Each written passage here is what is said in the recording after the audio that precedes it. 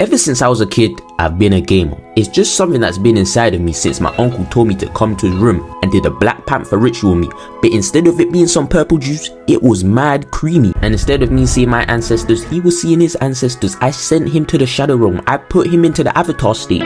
We do not care. And my gaming ability expands further than just video games, because back in my day, we didn't have no video games. We had games like First to Escape the Plantation wins or Who Can Pick the Most Cotton. But since I'm fairer skinned, I was a houseboy, so I wasn't too experienced with picking cotton. So a lot of the times I lost at that game. But when it came to escaping the plantation, me and Harriet were top 2. We were the most lethal duo of all time. I was low-key the brains of the operation. I came up with the idea to use people's braids as maps. But a little more recently, there were board games, and they were a lot better than the games we used to play back on the plantation, since it was a lot safer, because the consequences of losing weren't the same. Because if you lost at Pick the Cotton, they beat the black off your skin, and even worse, if you failed to escape, you be getting that Emmett 2 treatment. But let me start reminiscing about those old days and focus on simpler ones, and that's the age of board games. I love board games. Since board games were introduced, they've always been a favorite of mine. They're a lot more ethnically inclusive than the games I used to play back in the day. Like, you can play with friends, you can play with family, you can even play with yourself. Whoa!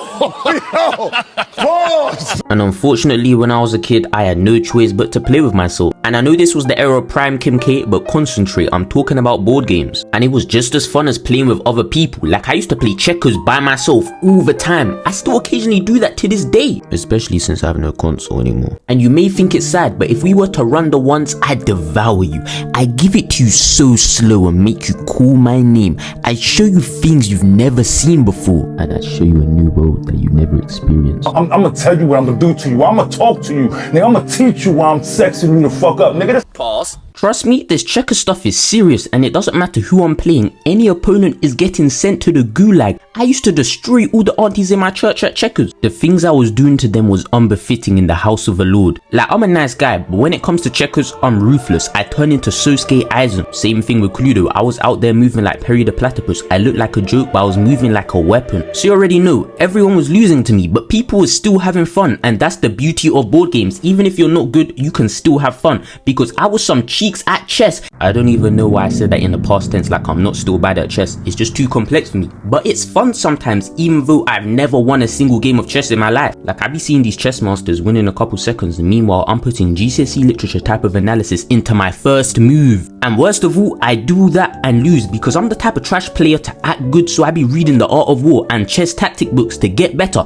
but I'm still getting dropped off by my 3-year-old niece. And I know I'm bad at chess, but I still be talking the most before the game. Like, I be acting like I'm Sun Tzu's chosen disciple. But then again, it could just be I have main character syndrome. And right now would be a phenomenal time for me to end this video, but I understand some of you guys are slow eaters, so since I'm such an empathetic guy, I'm going to prolong this video until you man are done with your food. And I'll retract my earlier statement about losing being fun. In some board games, losing is a fate worse than death. Because I'm a very competitive person and I hate losing, and I especially hate losing at Monopoly. Like, the very few times I lose at Monopoly, it feels like I get that Gojo treatment. It feels like a part of me has just been erased from existence. And what makes me and Gojo even more similar is that the only way I can lose is if people start teaming. Because what will happen is I'll start dominating a board, I'll own every single property, I'll be mad rich, I'll be moving mad comp, mad unstoppable. Then guys start getting salty and start teaming. And it's not even a reverse jumping type of situation. It's like I'm Kid Boone, I'm going against the entire universe. Everyone puts their hopes, dreams, all their money, property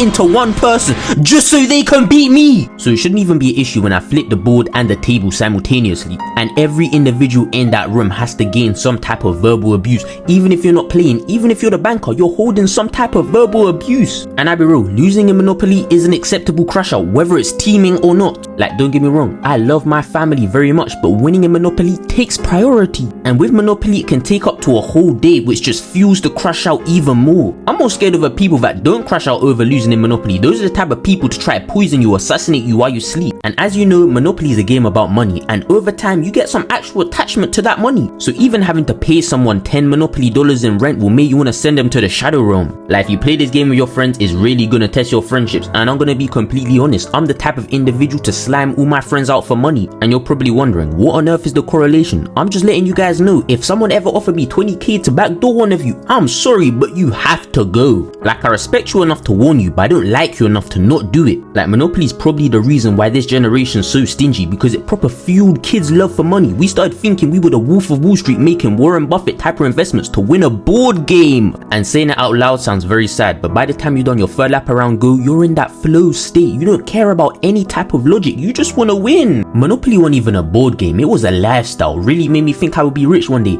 I was like a delusional student that think just because they pick economics, they're going to be rich. I'm sorry to break it to you, but no amount of A stars on economics is going to get you out of £600 Klarna debt. Like, you may know how to manage money, but you don't have any money to manage. But what can I say? I was a delusional kid, and that's why I like all them money board games. And well, also because I'm black. So my parents weren't purchasing no board games like Pie Face. That was just a white household exclusive. I should have already known by the fact that there was only white kids on that advert. So unfortunately I was never able to live out my childhood dream of creamy pie being slapped in my face. But luckily one time I was able to go to my Caucasian's friend's house and able to play the game. But turns out there's no real pie being slapped in your face, it's whipped cream. And that realization really shattered my childhood dreams, because when I was younger I thought it was a real pie because on the adverts they had.